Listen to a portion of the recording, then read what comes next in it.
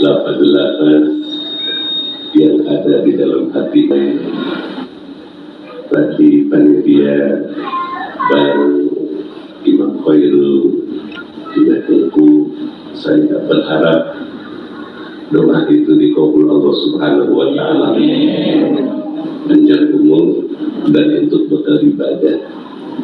Nah, kalau kita lihat dari perjalanan kita semenjak balik sampai sekarang, kayaknya kok nggak selamat kalau kita mati sekarang.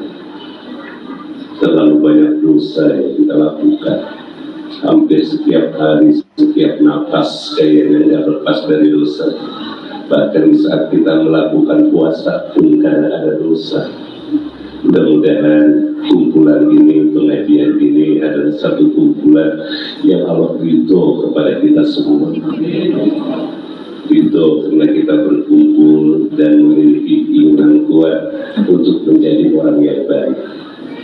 Hadirin ibu bapak yang saya hormati dan Allah muliakan, dalam pembukaan pengajian ini saya ingin menyampaikan firman Allah Subhanahu wa Ta'ala surah Al-Baqarah ayat 156 ya, kalau tidak salah. Wa basyirus shabirin, berilah kabar gembira kepada orang-orang yang sabar. Siapa mereka? Alladzina idza asabathum musibah qalu inna lillahi wa inna ilaihi raji'un.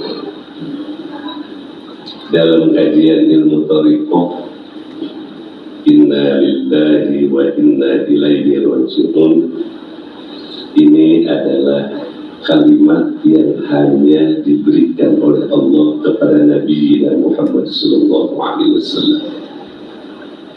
dan umatnya. Nabi-nabi terdahulu tidak diberikan kalimat ini. Maka kalimat ini adalah malja'an wa marja'an, tempat kita berlindung kepada Allah di saat kita mendapatkan apapun yang tidak senang di dunia ini. Dan kalimat ini pun marja', tempat kita kembali ke Allah.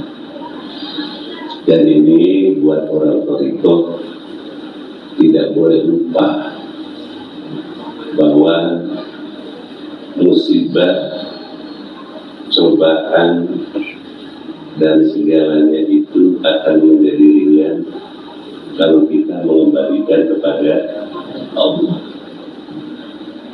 Maka kalimat ini marja', tempat kita mengungsi, berteduh. Kalau ingin teduh, kembalikan apapun kepada Allah.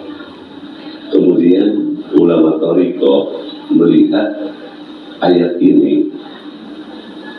Ayat ini adalah satu ayat yang dia ini at-tauhid wal iqrar. Innalillah itu mengandung tauhid, bahwa orang-orang yang sudah mengucapkan innalillah tidak boleh menganggap selain Allah itu Tuhannya. Ini tauhid. Dan tidak boleh orang yang mengucapkan innalillah, sesungguhnya kami adalah milik Allah, ada sesuatu yang lebih penting daripada Allah, itu innalillah. At-tauhid wal iqrar. Dan innalillah adalah pengakuan kita bil ubudiyyah, bahwa kita siap hanya kepada Allah di dalam beribadah, ikhlas di dalam beribadah. Orang yang ikhlas pasti sabar. Anda bohong, kita semua bohong jika berkata saya telah berikhlas tetapi tidak sabar. Orang ikhlas pasti sabar. Nggak harus dibicarakan dia adalah ikhlas dan enak dipandang. Kayak memandang Nabi Muhammad Sallallahu Alaihi Wasallam, kayak Abu Bakar Siddiq memandang wajah Rasul tentu. Maka hampir sahabat itu 5 waktu selalu berjamaah. Bukan hanya sholat berjamaahnya yang 27 derajat itu, memandang wajah Rasul. Dan kita memang tidak bisa memandang wajah Rasul, tapi dengan kecintaan melalui sholawat dan ajaran di dalam thariqah tentang Nur Muhammad, itu bisa kita rasakan bagaimana keagungan Rasulullah SAW. Mudah-mudahan sholawat yang kita baca tadi diterima oleh Rasulullah SAW. Dia adalah al-iqrar, pengakuan kita tentang ubudiyah, wal malik, dan Allah itu adalah raja, wal milki, dan Allah itu memiliki kita.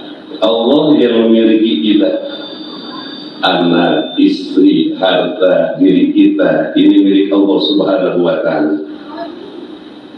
Lalu siapa kita?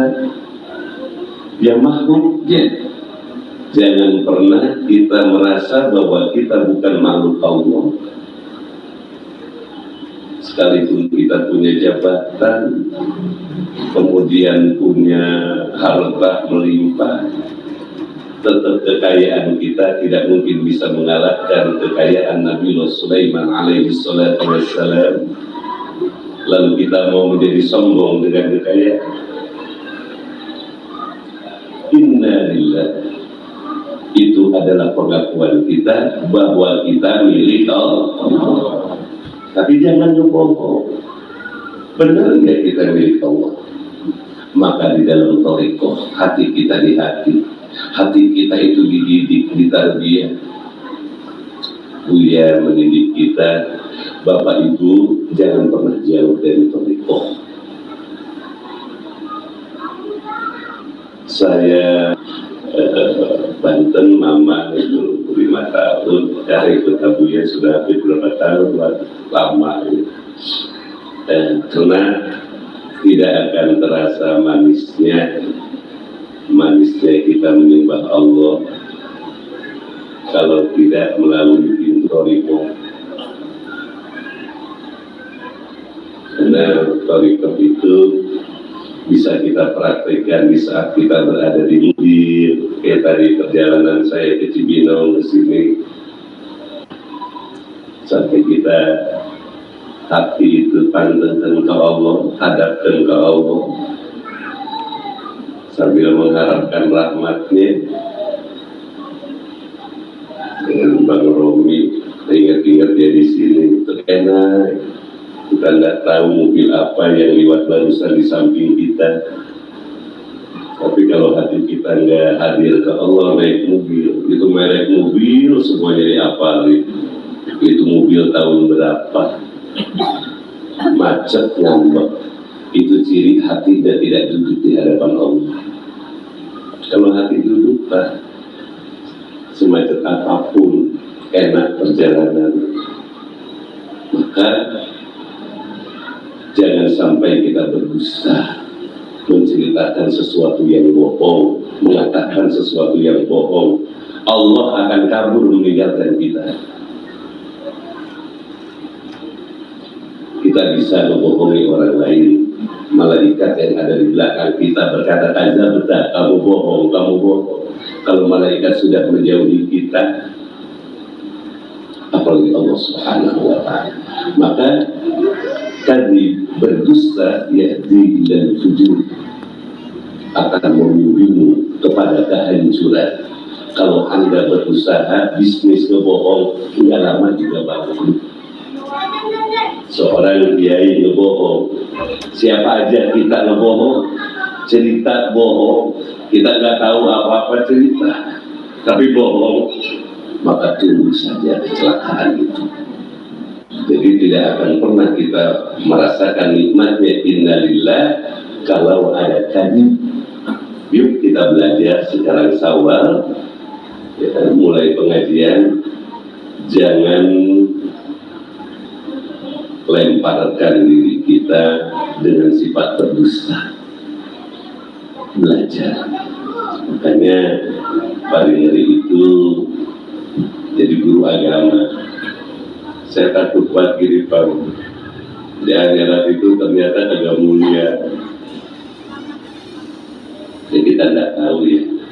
Mudah-mudahan kalau Bapak mulia, saya bisa ikut Bapak di belakang Bapak. Siapapun, sekalipun tukang pemulung, dia mulia kita ikuti.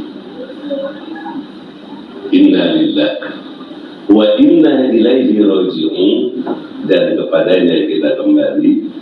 Ini adalah iqrar, pengakuan kita, kata ulama thariqah itu, tentang hancurnya diri kita, bahwa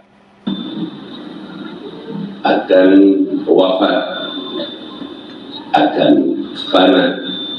Maka orang yang memahami inna lillahi wa inna ilaihi raji'un, dia menghitung-hitung umurnya udah berapa sekarang.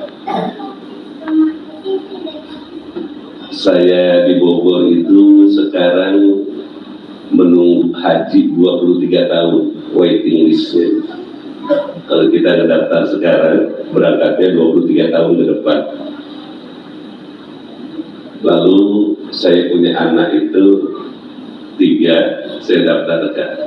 Rencananya saya mau beli 5 dan anak dengan saya dan istri. Saya berpikir 23 tahun lagi berangkat, kayaknya kagak sampai. Kalau sekarang udah 54 tambah 23, akhirnya saya sama istri ngomong kayaknya gak sampai nih umur kita, biar anak-anak aja yang kita daftarkan.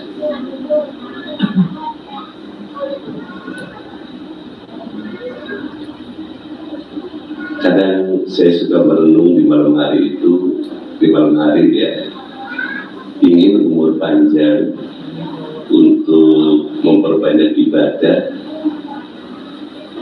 tapi ibadahnya nggak mampu. Dia mati sekarang pun belum siap. Apalagi kita melihat hadis Rasulullah SAW, innal kubra awwalu manzilin min manazilil akhirah, fa in kana min ahli sa'adah fama ba'dahu aisah. Kuburan itu adalah tempat tinggal kita pertama. Kalau orang tersebut Allah tentukan adalah orang yang sa'adah, orang yang untung, orang yang berbahagia, setelah kuburan menjadi gampang. Jadi kuncinya itu, pintu pertamanya kuburan. Kalau di kuburannya kita udah banyak kesulitan, kesananya tambah sulit. Maka Sayyidina Umar, kalau beliau melihat kuburan selalu menangis, yang padahal beliau sudah dijamin masuk surga. Orang yang sudah dijamin masuk surga, Sayyidina Umar, melihat kuburan dia menangis. Itulah tujuan kita berziarah ke kuburan, supaya kita sadar bahwa kita pun akan seperti itu. Maka aksiru zikra hadhil ladzat, kata Rasulullah, perbanyaklah oleh kamu untuk mengingat kematian yang memutuskan kamu dari kenikmatan dunia. Sekarang ibu bapak mati lagi sholat dengan mati punya duit, enakan mana? Mati lagi zikir la ilaha illallah, mati lagi zikir malam-malam Allah Allah Allah Allah Allah Allah Allah Allah, wafat sama mati lagi ngitung duit, mau mana? Zikir benar, sama duit lo yang amat, sama zikir yang gak mau datang ke sini. Jujur ya, mau mana? Kenapa? Duit nggak bisa mati. Duit nggak bisa dibawa mati. Rumah, teman, Bapak walaupun kenal dengan seorang presiden mati, Bapak sendiri. Bapak kenal saya, bukan saya, dengan orang-orang soleh, mati jalan sendiri. Makanya seorang musik membimbing kita tentang wukuf qabri. Wukuf mendudukkan hati, selalu ingat akan kuburan. Jangan kita mengikut Buya, tapi kemudian kita tidak menjadi baik. Wukuf qabri itu Pak, kita pejamkan mata sebelum zikir la ilaha illallah. Lalu kita sedang dicabut nyawa, lalu nyawa lepas dari badan kita, lalu kita dimandikan, anak-anak istri kita menangis, lalu kita disolati, dan kita kemudian dimasukkan ke dalam kuburan. Orang meninggalkan kita, lalu malaikat datang sampai kita meneteskan air mata. Itu wukuf qabri kan? Menundukkan hati untuk ingat akan mati. Sumbernya tadi hadis Rasulullah, perbanyaklah untuk mengingat kuburan. Jadi kita berzikir bukan pengen jadi wali, karena wali itu derajat. Karena wali itu derajat, lalu kita menjadi sombong jika jadi wali. Waliullah, kita zikir itu semata-mata supaya selamat dunia akhirat, dan supaya zikir ada rasanya, maka kita harus memiliki mursyid. Nggak ada rasa, maka kalau udah punya mursyid nggak ada rasa. Manisnya Allahu Allah, manisnya la ilaha illallah, itu fuyudot keberkahan ruhaninya mursyid yang diberikan, diturunkan kepada kita karena kita beromitoh tadi sampai kepada Rasulullah. Alhamdulillah ibu bapak senang, dan Allah sebenarnya bukan keinginan ibu dan Allah yang membawa kita semua untuk suka kepada thariqah. Bersyukurlah kepada Allah karena kita didudukkan, dimasukkan dalam kolam yang di sana itu merupakan orang-orang yang suka di dalam mengamalkan thariqah. Wa allam istaqamu ala thariqah la asqainahum ma'an ghadaqa.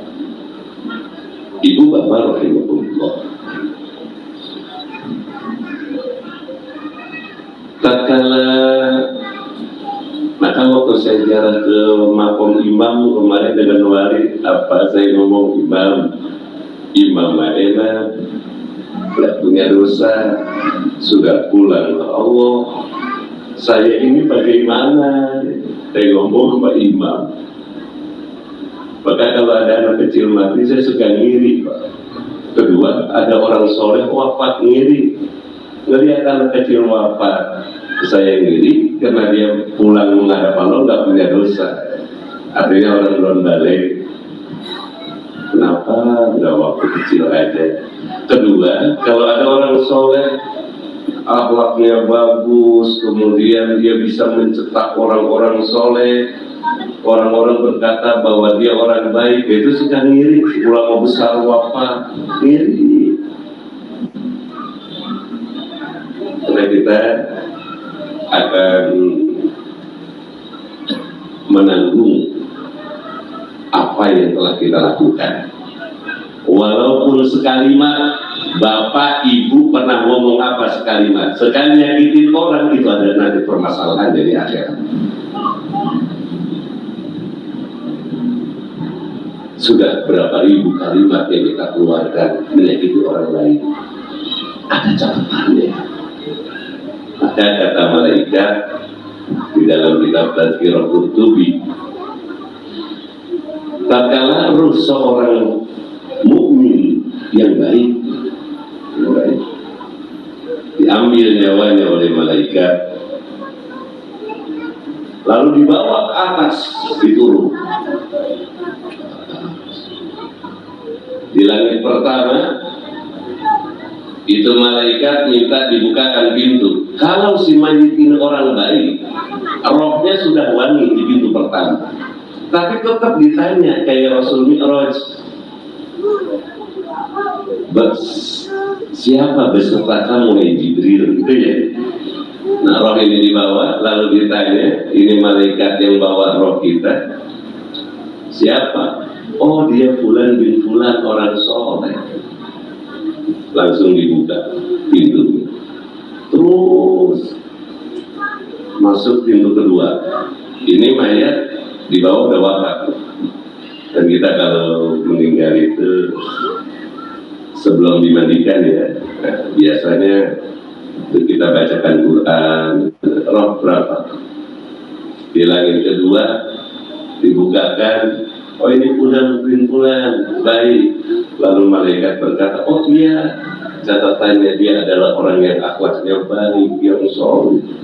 Terus sampai ketiga, empat, ketujuh. Annal malaikata tarfa'ul arwaha hatta tawaqqafa baina yaday Allahi azza wa jalla. Dibawa oleh malaikat sampai menghadap Allah Subhanahu wa ta'ala. Kalau ini orang baik, apa kata Allah Subhanahu wa ta'ala? Hai, kalau yang mencabut, malaikat mencabut nyawa. Yang membawa itu banyak, Pak. Kalau kita orang soleh, Pak, itu roh kita dibawa, malaikat dibawa, ikut semua, Pak. Percis kalau kita melihat orang soleh di dunia, dia jalan, kita udah banyak yang mengikuti. Roh orang yang soleh bercahaya dan wangi. Itu malaikat yang ada di pintu pertama, langit pertama, mengejar sampai kedua, sampai ketiga, hatta tawaqqafa baina yadayillah, sehingga dihadapkan di hadapan Allah Subhanahu wa ta'ala. Kalau dia orang baik, siru biha wa aruha ma'adaha fil jannah. Hadis kata Allah Subhanahu wa ta'ala, bahwa ini si ruh, dan perlihatkan kepada ini ruh bahwa dia tempatnya di surga. Kemudian dibawa itu ruh memandang surga sampai kapan? Sampai si mayit ini selesai dimandikan. Dimandikan orang yang soleh, ruhnya itu dibawa melihat surga. Maka orang yang soleh itu tatkala dibandingkan wajahnya beda, senyum, karena memang ruhnya tadi sedang diperlihatkan surga. Maka ada tempat arwah. Tapi kalau tidak, di pintu pertama sudah ditolak, oh orang ini banyak dosa yang belum dia taubati, dilemparkan itu ruh, Pak. Karena kita menangis semua. Dalam bulan Syawal ini, kita baru saja Ramadan selesai kemarin, masih ada kesempatan untuk membersihkan kembali ruhaniyat kita melalui zikir. Rasulullah SAW bersabda bahwa kalimat la ilaha illallah man qalaha, siapa orang yang mengucapkan la ilaha illallah wa maddaha, dan memanjangkan la-nya, la, kita panjangkan tuh la, tidak ada yang kita sembah, tidak ada yang kita tuju, dan tidak ada yang kita maksud, asal benar itu hati, nggak ngebohong. Hanya Engkau ya Allah yang saya cari, hanya Engkau ya Allah yang saya pinta, dan hanya Engkau yang saya tuju, asal benar tuh. Hanya kalau kita ditarikan dari bawah pusat sampai ke latifatul nafas, supaya selain Allah itu nggak ada apa-apa. Ini enak di orang toriko, ya, supaya hilang selain Allah, dinafikan oleh la selain Allah. La ma'bud, la maksud, la mawjud. Tidak ada yang wujud kecuali Allah. Fana.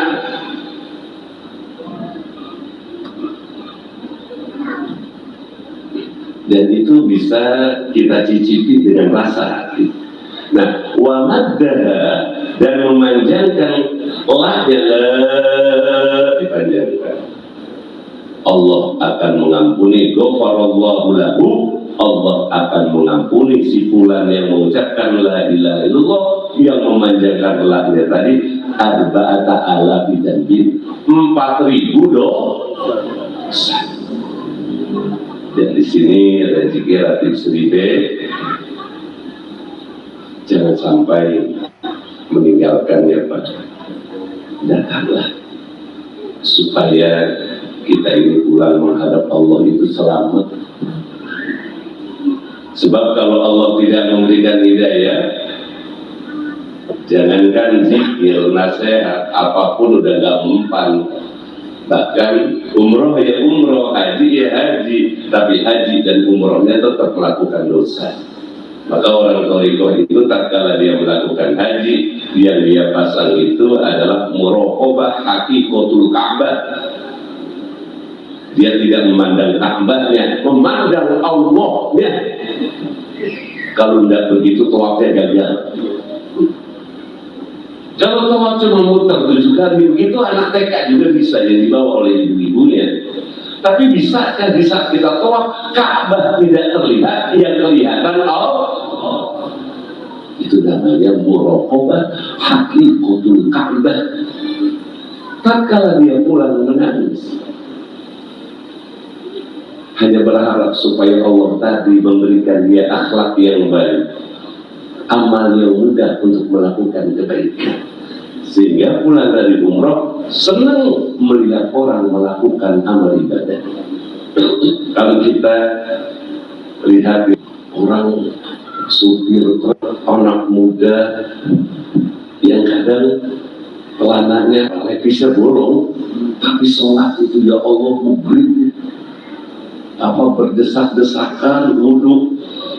Saya senang banget ya Allah, semua yang sedang wudhu ini mengharapkan ampunan-Mu ya Allah, kabulkan mereka ya Allah.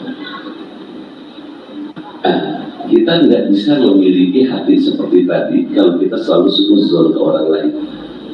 Misalnya lihat bolong, tapi sudah kamu wudhunya nggak punya ilmu, sholatmu nggak diterima. Pasti dia nggak tenang melihat orang sholat, selalu disalahkan. Dan ketahuilah, orang yang selalu menyalahkan orang lain, dia tidak akan pernah tahu Nur Muhammad. Tidak akan pernah tahu. Dan dia tidak akan pernah tahu resiko dirinya. Sini ada pengajian Manazil Sairin, apalagi sudah diterjemahkan oleh Buya. Banyak para ustaz, fikihnya juga ada. Gunakan sebaik mungkin. Gunakan sebaik mungkin, apalagi teman-teman semua di sini kan usahanya jalan, mengarul, malah punya apa namanya, bengkel berapa? 5. Kalau kagak zikir, gak ngaji, nanti kalau Allah tanya begini, kamu sudah saya kasih rezeki, kamu punya anak buah 30, lalu kenapa kamu tidak mau menyebut namaku? Jawabnya apa di akhirat? Belum lainnya teman-teman ya, yang suplai barang. Zikir itu enggak mengganggu kerjamu. Justru dengan zikir ini akan mendapatkan keberkahan. Nah, tatkala roh itu tadi dibawa dan dia adalah orang baik, lalu dirinya disolati, itu kita kan akan mati semua nih ya. Ada di sini tidak akan mati ya?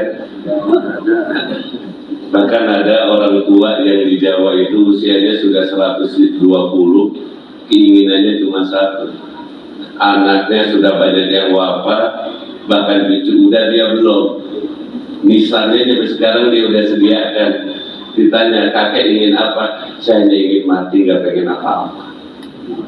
Jadi ya, kakek tua 120 tahun, anaknya udah wafat, dia belum, tapi belum wafat.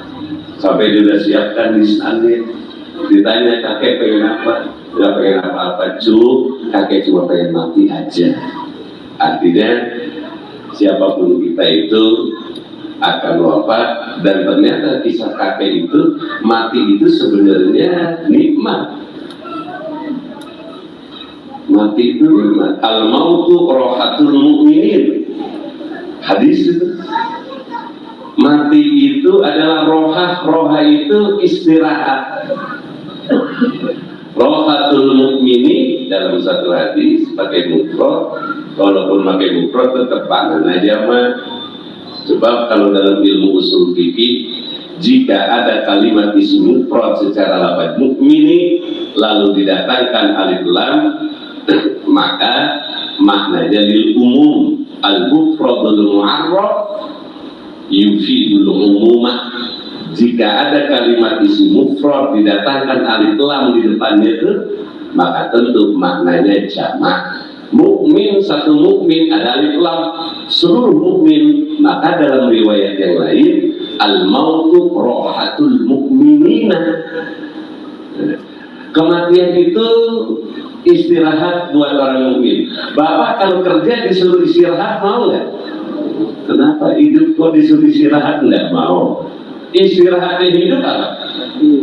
Maksudnya gini Pak, mati kalau waktunya belum datang seperti si kakek tadi, itu jangan meminta. Tapi kalau sudah datang harus bahagia. Lah bagaimana supaya kita bahagia di saat kita mati? Itu pertanyaannya. Satu, bertemanlah dengan orang-orang yang soleh. Kunu ma'as-shadiqin, kata Al-Quran.